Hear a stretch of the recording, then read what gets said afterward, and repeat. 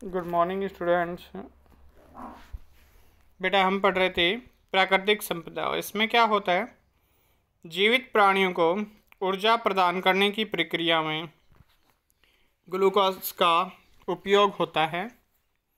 श्वसन की क्रिया द्वारा, जो श्वसन की क्रिया है उसके द्वारा ग्लूकोज को कार्बन डाइऑक्साइड में बदलने के लिए ऑक्सीजन का भी प्रयोग हो सकता है और नहीं भी हो सकता है। यह कार्बन डाइऑक्साइड वायुमंडल में क्या होती है, वापस चली जाती है और दहन की क्रिया, जहाँ ईंधन का उपयोग खाना पकाने में, गर्म करने में, यातायात और उद्योगों में होता है, के द्वारा वायुमंडल में कार्बन डाइऑक्साइड का क्या होता है, प्रवेश होता है। वास्तव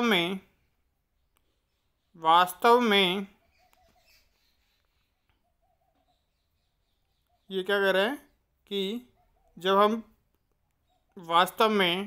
जब से औद्योगिक क्रांति हुई है और मानव ने बहुत बड़े पैमाने पर जो जीवाश्म ईंधन है को जलाना शुरू किया है, तब से वायुमंडल में कार्बन डाइऑक्साइड की मात्रा दुगनी हो गई है और जल की तरह कार्बन का भी विभिन्न भौतिक एवं जैविक जो क्रियाएं हैं उनके द्वारा पुनर्चक्रण होता है। अब क्या कह रहा है, ग्रीन हाउस प्रभाव। क्या होता है ग्रीन हाउस प्रभाव, अब हम इसमें पढ़ेंगे। क्या होता है बेटा, देखो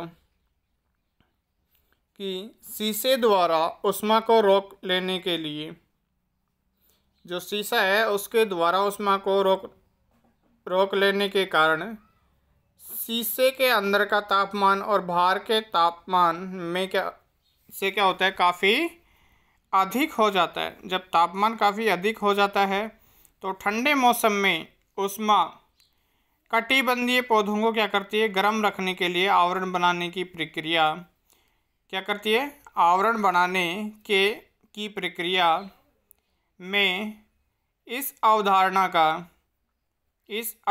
का क्या करते हैं, उपयोग किया जाता है। इस प्रकार के आवरण को ग्रीन हाउस कहते हैं। इस प्रकार के आवरण को क्या कहेंगे, ग्रीन हाउस कहते हैं। वायुमंडलीय प्रक्रियाओं में भी ग्रीन हाउस होता है। जो वायुमंडल के अंदर क्या हो रही है प्रक्रिया है, उनमें भी क्या हो रहा है, ग्रीन हाउस होता है। और कुछ गैसें पृथ्वी से ऊष्मा को पृथ्वी के वायुमंडल के बाहर जाने से क्या करती हैं, रोकती हैं। और वायुमंडल में विद्यमान इस प्रकार की गैसों में वृद्धि संसार के औसत तापमान को क्या कर देती है, वो बढ़ा सकती हैं। और इस प्रकार के प्रभाव को क्या कहेंगे हम, ग्रीन हाउस प्रभाव कहते हैं। क्या कहेंगे, ग्रीन हाउस प्रभाव कहते हैं। और कार्बन डाइऑक्साइड भी एक ऐसी प्रकार की ग्रीन हाउस गैस है। वायुमंडल में विद्यमान, जो वायुमंडल के अंदर हम क्या होते हैं, विद्यमान कार्बन डाइऑक्साइड में वृद्धि से वायुमंडल में ऊष्मा की क्या होगी, वृद्धि होगी। जब वृद्धि होगी, इस प्रकार के कारणों द्वारा वैश्विक उष्मीकरण, ग्लोबल वार्मिंग की स्थिति क्या हो जाती है, उत्पन्न हो रही है। ग्लोबल वार्मिंग, वैश्विक उष्मीकरण। अब आ गया ऑक्सीजन। ऑक्सीजन आपको पता है कि श्वास के लिए बहुत ही, हम श्वास लेते हैं वो क्या होती है, हमारी ऑक्सीजन होती है। ऑक्सीजन पृथ्वी पर बहुत अधिक मात्रा में पाई जाने वाला क्या है, तत्व है। इसकी मात्रा मूल रूप से वायुमंडल में लगभग 21% है, मतलब 21% है। और यह बड़े पैमाने पर पृथ्वी के पटल में, पृथ्वी का जो पटल है उसमें यौगिक के रूप में और तथा वायु में कार्बन डाइऑक्साइड के रूप में पाई जाती है। और पृथ्वी के पटल में यह धातु या सिलिकॉन के जो ऑक्साइड हैं, धातु और सिलिकॉन के ऑक्साइड के रूप में भी क्या करती है, ये पाई जाती है। जैसे ये हैं, क्या हो गया हमारे, कार्बोनेट, सल्फेट, नाइट्रेट तथा अन्य खनिजों के रूप में पाई जाती है।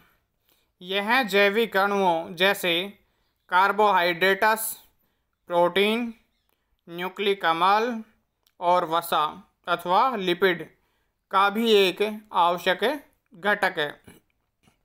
लेकिन हम ऑक्सीजन चक्र के बारे में बात करते हैं।